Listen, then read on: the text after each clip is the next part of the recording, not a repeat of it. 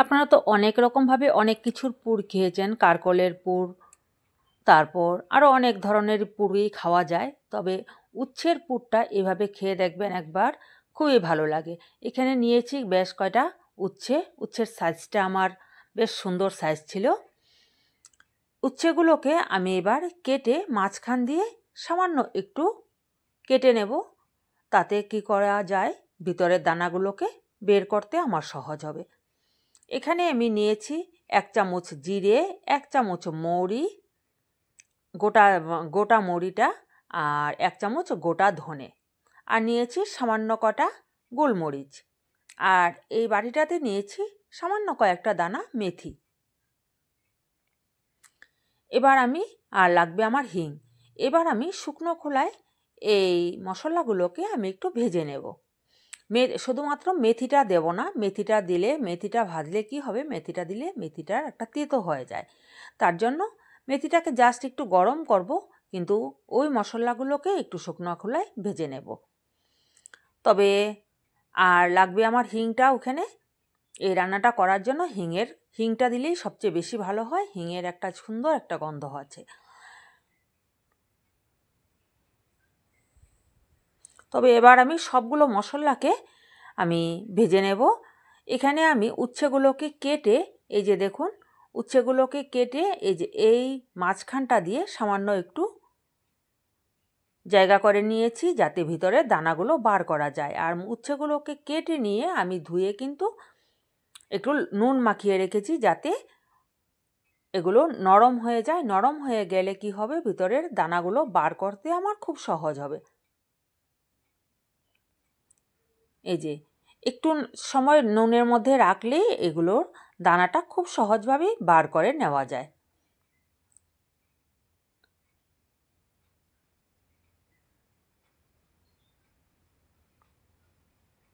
এভাবে একটা চামচের পিছন দিকটা দিয়ে এভাবে আমি দানাগুলোকে বার করে নিচ্ছি। আর নুনে একটু না ভিজালে কি হয়, নুনটা যদি না মাখিয়ে রাখতাম, তবে উচ্ছেগুলোর থেকে এইভাবে দানাটা বার করা যেত না, আর উচ্ছেগুলো ভেঙে যেত বা ফেটে যেত।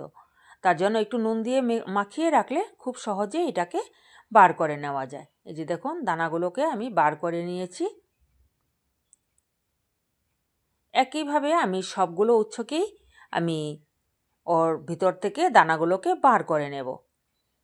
এদিকে আমি একটা কড়াই বসিয়ে দিয়েছি। কড়াইতে এখন আমি সেই মশলাগুলো একসাথে সবগুলো মশলাকে আমি দিয়ে দিলাম। সব কিছুরই পরিমাণ আছে, জিরে, ধনে, মৌরি সব কিছুর পরিমাণ আছে আমার 1 চামচ করে নিয়েছি। আর গোলমরিচটা সামান্য একটু। আমি কিন্তু এটার মধ্যে কোনো কাঁচা লঙ্কা বা শুকনো লঙ্কা ব্যবহার করছি না, এখানে খালি শুধুমাত্র গোলমরিচ। গ্যাসের আঁচটা একদম লো করে দিয়ে কিছুক্ষণ এটাকে ভেজে নিয়ে গ্যাসটা কিন্তু আমি এখন অফ করে দিলাম। আর মশলাটা যাতে একদম কালো না হয়ে যায় সেইভাবে নজর রাখতে হবে। গ্যাসটা অফ করার পর আমি মেথির দানাগুলো দিয়ে দিয়েছি ওখানে। এবার মশলাটাকে আমি শিলনোড়ায় বেটে নিলাম, কারণ আমার এখানে কারেন্ট নেই। দেখতেই পাচ্ছেন লাইটের অবস্থা কি, একটা লাইট জ্বলছে ঘরের মধ্যে, তার জন্য ক্যামেরাও ভালো হচ্ছে না। কালকে রাত্রে থেকেই আমাদের এখানে কারেন্ট নেই, না থাকার জন্য আমি শিলনোড়ায় এই মশলাটাকে বেটে নিয়েছি। একইভাবে আমি এখন শিলনোড়াতে সেই উচ্ছের যে বীজটা, সেই বীজগুলোকেও আমি একটু বেটে নেব।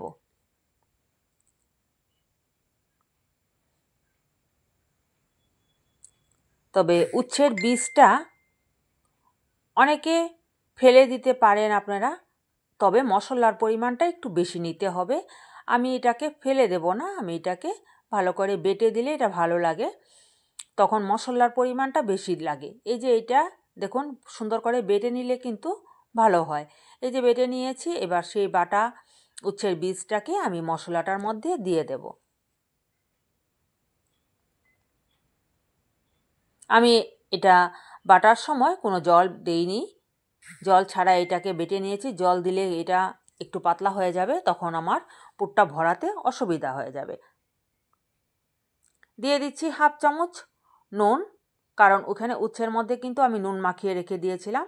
নুনটা মাখিয়ে আমি সেই জলটা যদিও ফেলে দিয়েছি, তথাপিও কিন্তু উচ্ছের গায়ে নুনটা আছে। তারপর দিয়ে দিলাম আমি হাফ চামচ হিং। এবার দিয়ে দেব কাঁচা সর্ষের তেল।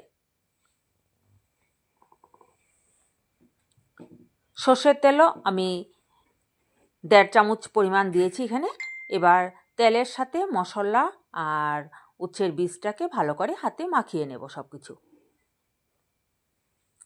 এটাতে কোনো জল দিতে যাবেন না, জল দিলে এটা পাতলা হয়ে যাবে, তখন এটা পুরটা ভরানো যাবে না।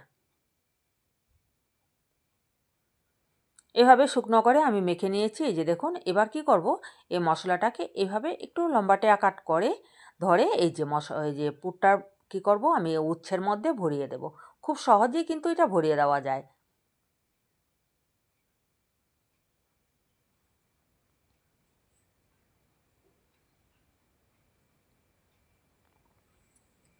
একইভাবে আমি সব কয়টা উচ্ছের ভিতরে এই মশলাটা ভরে নেব।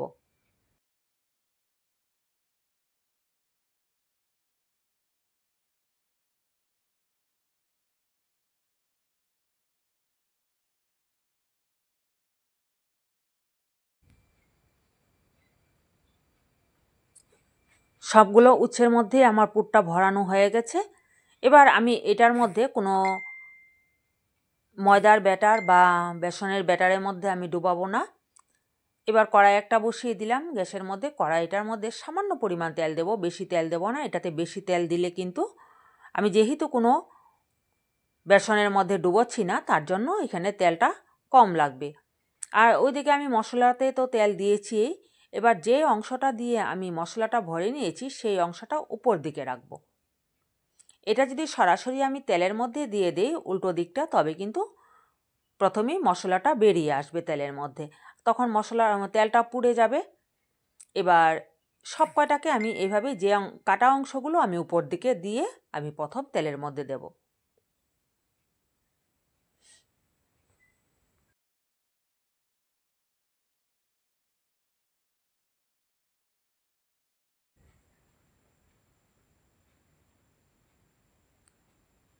এভাবে সবগুলোকে দিয়ে আমি 5 মিনিটের মতো এটাকে ঢাকা দিয়ে গ্যাসের আঁচটা একদম লো করে দেব, যাতে উচ্ছেগুলো সেদ্ধও হয়ে যায় আবার ভাজাও হয়ে যায়।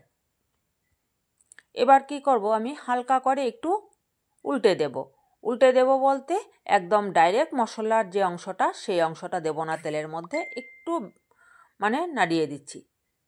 আপনারা দেখলে বুঝতেই পারছেন আমি কিভাবে একটু নাড়িয়ে দিলাম।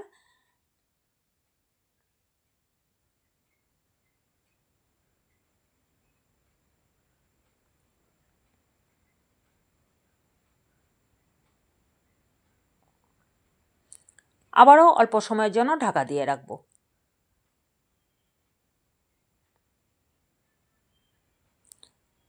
মাঝখানে আমি আরও একবার নেড়ে দিয়েছিলাম।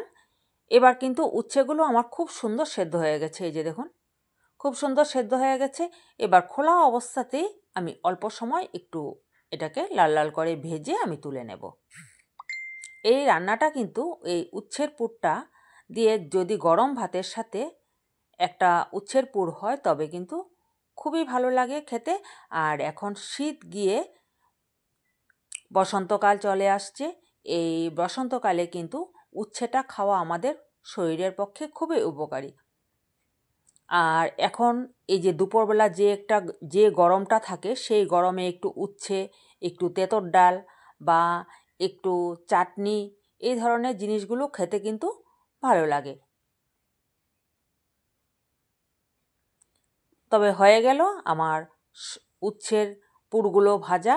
প্রত্যেকটাকে আমি উল্টে পাল্টে ভেজে নিয়েছি সুন্দর করে।